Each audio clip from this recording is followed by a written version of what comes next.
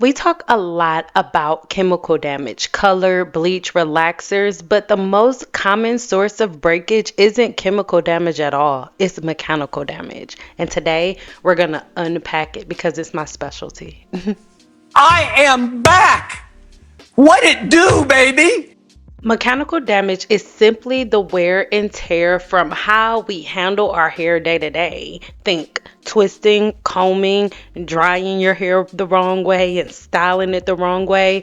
When done in the ways that you're doing them or when it's neglected, these habits chip away at the cuticle, weaken the cortex, and set the stage for tangles, breakage, scalp irritation, and even infections. So, let's break this down exactly how it happens and how you can stop the cycle, right? What you're looking at right now is a video from, my past life, my cosmetologist life, where I stood behind the chair for over a decade. So everything that I say here on this video comes from me putting all of these theories into action, into practice. And what you will also see pop up on the screen through this video are the people who stopped being naysayers and just tried the different things that I talk about in my videos.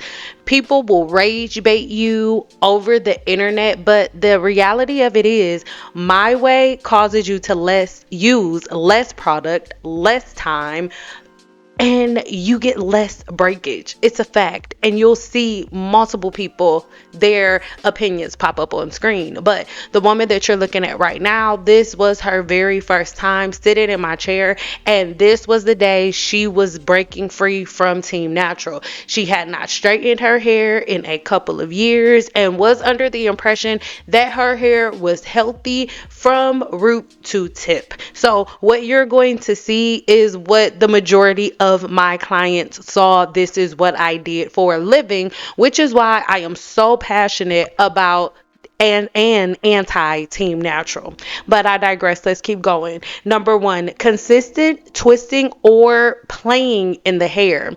That twirling habit that everybody has, or what you call styling your hair in your wash and go and all of the things, that is a really bad habit. It applies repeated strain to the same strands, and over time, this creates weak hinge points within the hair shaft, and it results in splits, mid shaft breakage, and weak spots within the hair shaft. And I've told you all about it in a video left in the pinned comments where I broke down scalp and hair shaft disorders. Go check that out. Number two, air drying without protection, or just air drying in general. When I say air drying, the only type of air drying that I think is okay is the type of air drying that you do with the air that's formulated from a hooded dryer. Okay, girl, just set under the dryer. It's not that complicated. Hair is about 30% weaker when it's wet. Letting it air dry while you move around or while you sleep on it, rolling all around in the bed, this is going to cause swollen fibers to rub and snag, right? So your hair is a fiber. Your pillowcase is a fiber. Whether it's silk or not, your hair is weakest when it is wet. As hair dries in that tangled state, knots lock right into place, and untangling later equals forceful combing, which equals breakage, guys.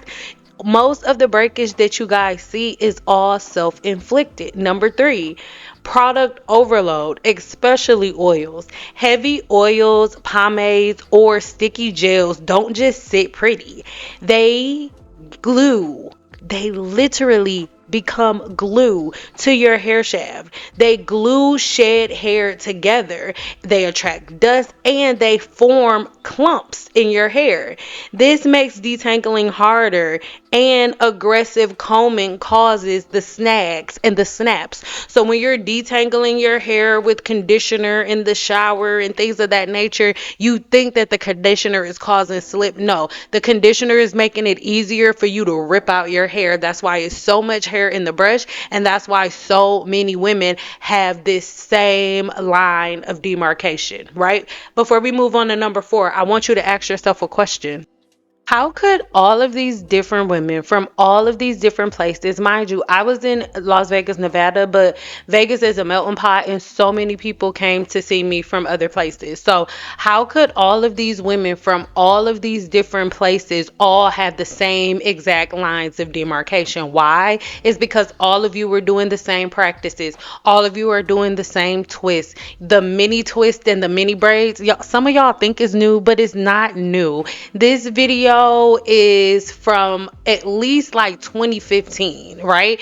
But prior to that, I've been dealing with things like this for years. And here on my channel, I'm going to start using my older videos as not just research for me, but as a visual representation for you, because I'm not saying the things that I'm saying because it's like, oh, I'm anti Team Natural. No, Team Natural destroyed you guys. Team Natural made y'all lazy. Team Natural made you believe that you no longer had to comb your hair because you were black. Team Natural made you believe that because you were a black woman and because your curl pattern is tighter than everybody else's, because a lot of races have curly hair, but because our hair is a tighter curl, then somehow we lose all accountability. And you can feel however it is that you want to feel about it, but with you watching these next, well, this video, and then I have two more for you. With watching these videos, you are going to see exactly why I feel the way that I feel, because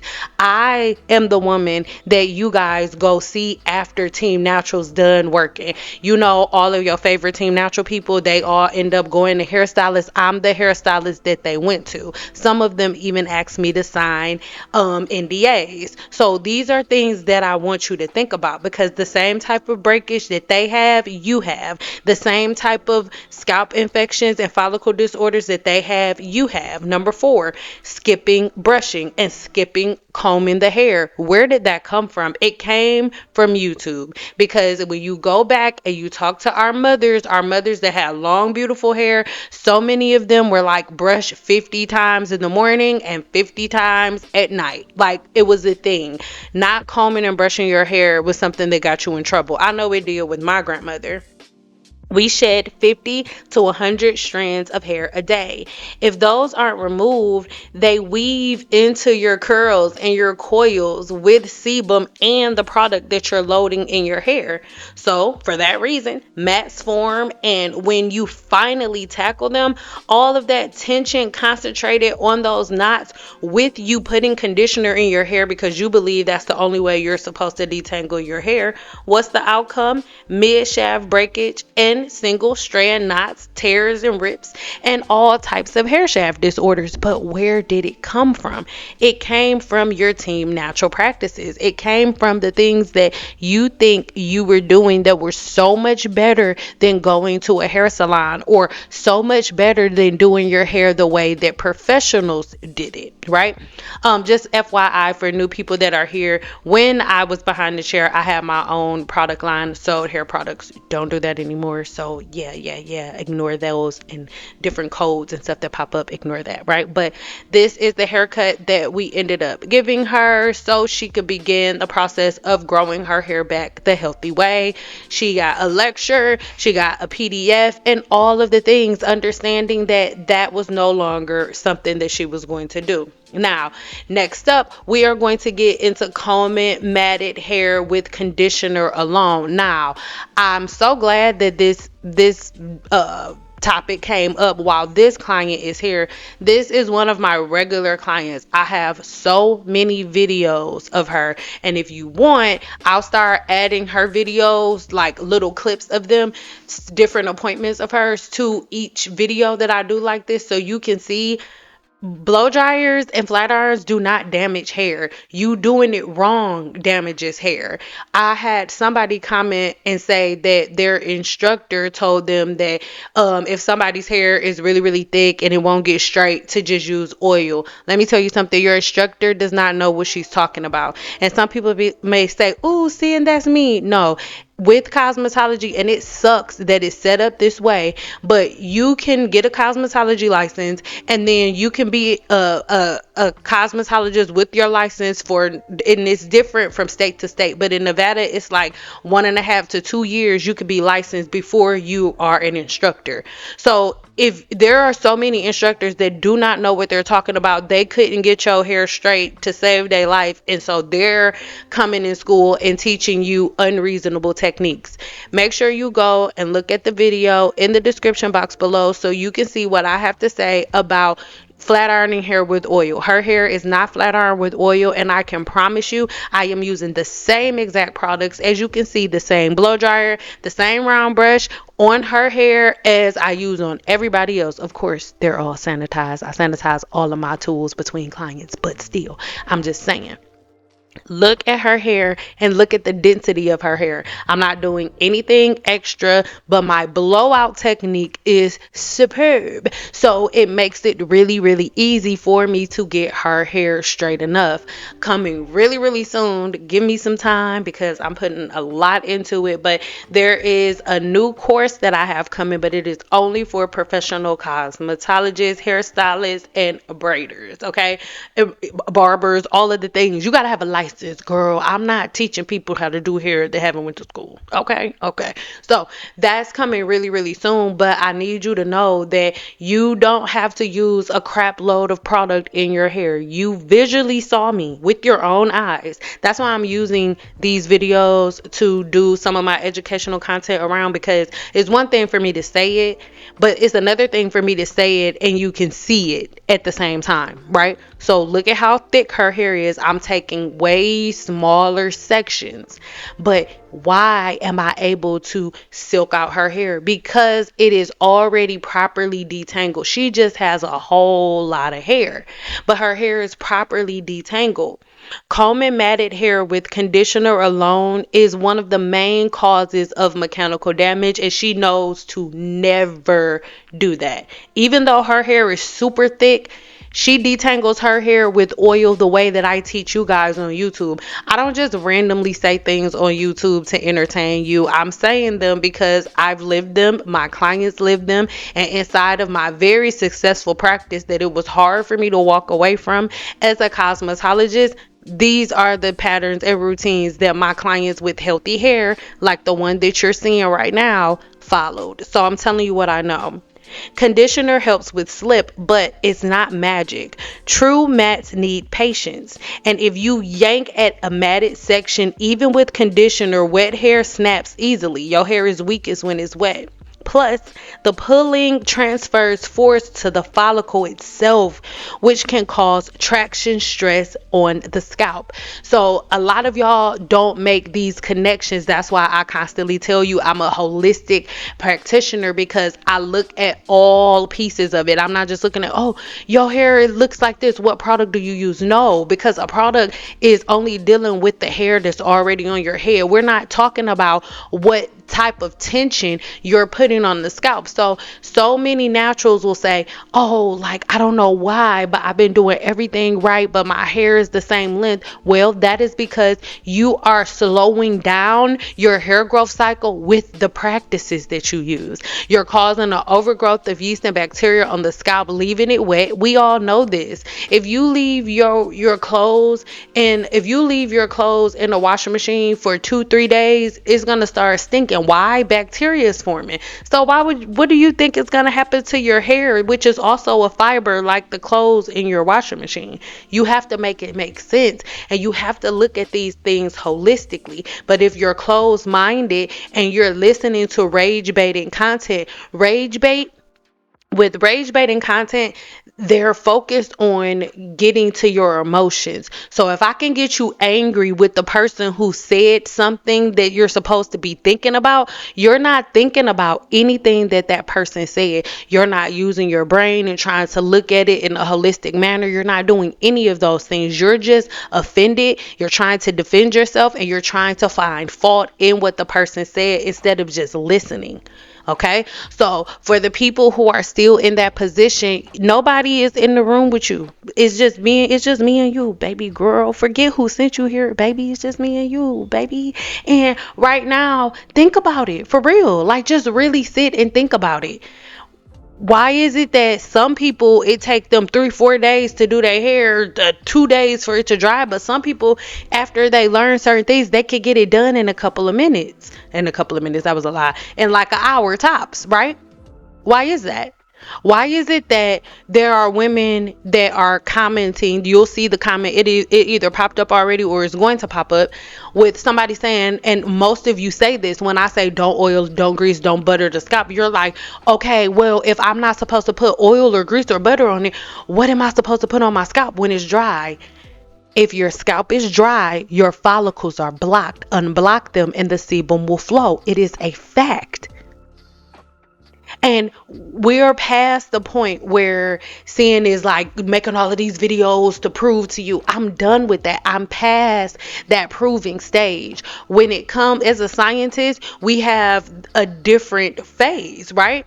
With the scientific method, I look at the problem, I form my hypothesis, I do experiments over and over and over and over again, and then I set my conclusion. And once I set my conclusion, I put it out there, right? And then I let my patients, my clients, my customers, my viewers who practice the conclusion that I've reached and presented, and they get the results. They're right there. I'm no longer proving myself to anybody. I've done that.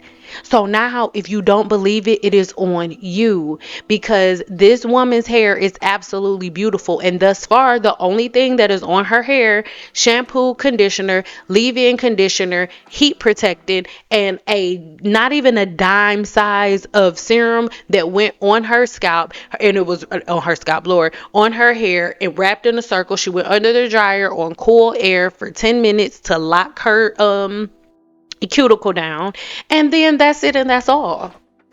There's no relaxer in her conditioner. Her curls reverted right back. Video coming soon, and I'll actually put a video link in the description box below so you can see her hair maybe like a year from this date, and her hair, all of her curls are still there. So if you got heat damage, you went to somebody who doesn't know how to use heat properly, or you damaged it yourself, or you had hair shaft disorders that nobody knew about, so the heat was able to get in, or you used you used oil instead of serum during the flat ironing process or doing the silk press process. It's one of those things.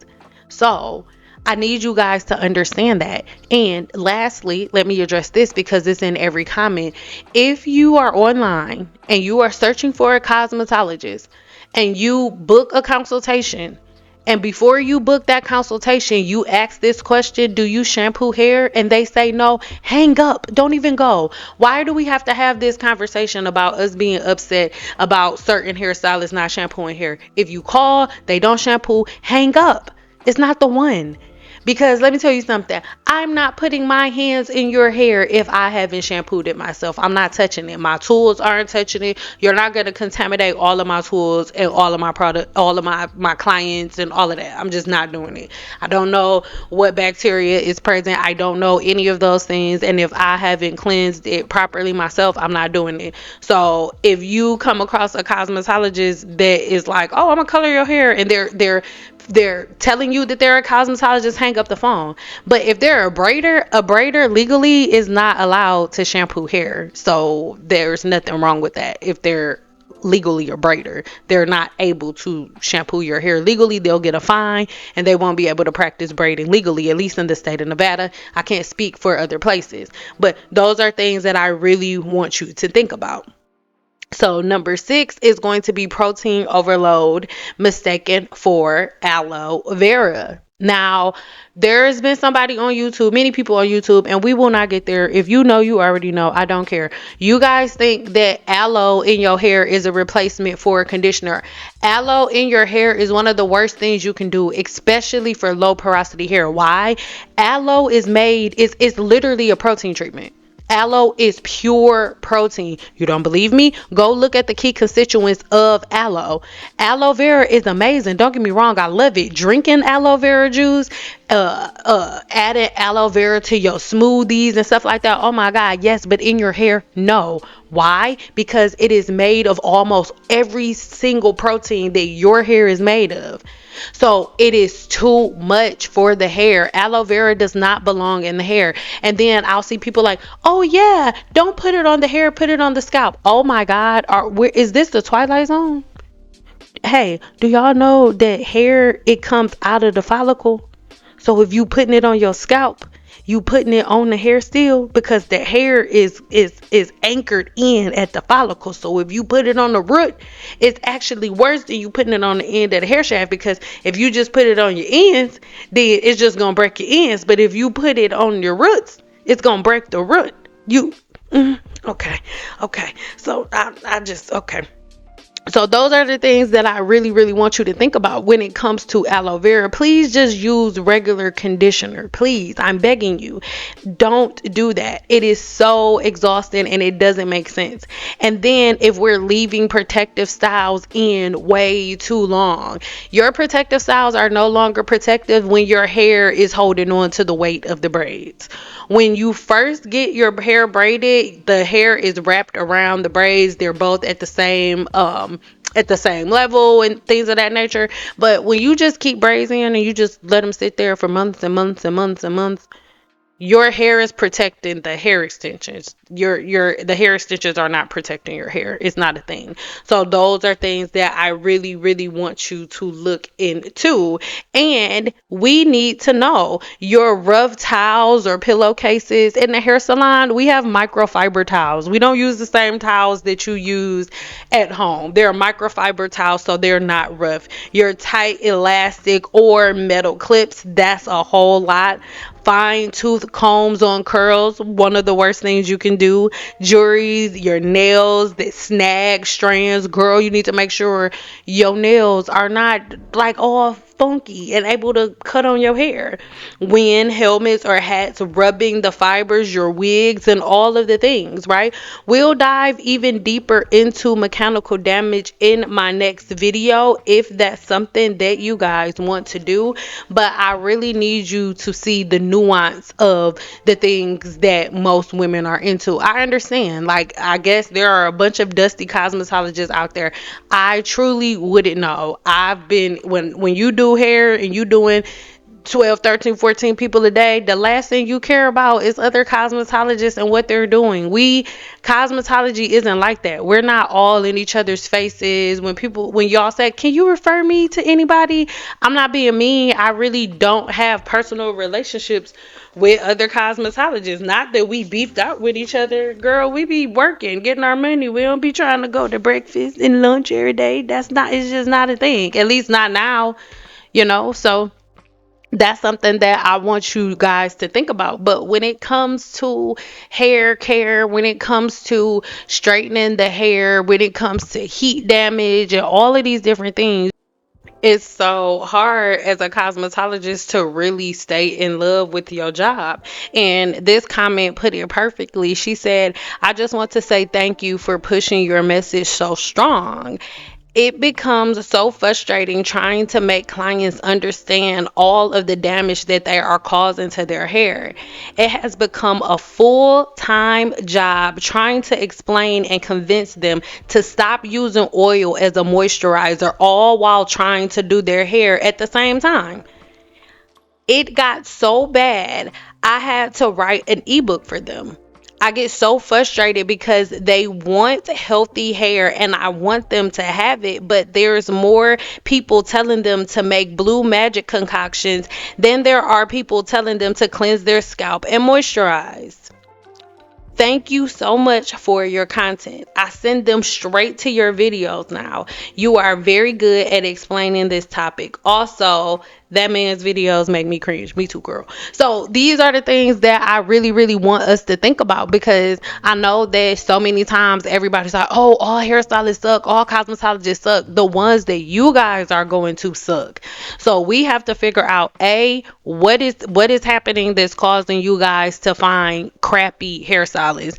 In the Growth Cycle Blueprint, they have a full-fledged way to find cosmetologists, and a couple of them have found really, really, really good ones, right? If you do the work and it's not instant, you're not just going to do these couple of things and then you're going to find a list of great cosmetologists. There is a pattern and a routine that you have to follow, right? But when you find a good cosmetologist, you can do the work, but you have to actually listen to them. The problem that most of you have is you've been watching YouTube for all of these years, and what you guys do, you take the BS that you learn on YouTube, and then you want to come and try to force cosmetologists to follow the same things that you follow. And we are so anti-YouTuber completely. The majority of the things that are done online are the things that we're fixing inside of the hair salon. And if you don't understand what I'm saying at this point, then my channel is not for you, because the things that you guys do, your twist outs and all of that, those are all of the things that the first woman did. She did all of those things, and she thought that her hair was beautiful, and she thought that it was healthy the same way that you do, because hair swells. Curly hair swells when it's wet. So when your hair is swollen, you don't see its true nature. And naturally straight hair is swollen when it's dry. That's why they cut their hair wet. But when the curly cuts and all of that mess and diva cuts and diva curls came along, they all wanted to do it the diva cut way. And the diva cut way was created by a white woman. That's why they were cutting their hair wet. So then black women started copying women from other races, and here you go today. It is time for you to double back and start going back to the women who already set things up. Go back to the old school way, because black women already had it figured out. Black women already figured out how to retain length. Black women, black cosmetologists, great ones, we have already figured out how to retain length. We've already figured it out. We've already figured out how to give you amazing shine without oil. There's not one drop of oil in this woman's head. We've already figured it out. So, my question to you is, what is your next action? Are you going to continue to follow the people online that are going to see the cosmetologist, or are you going to follow the cosmetologist? What are you going to do? Let me know in the comments.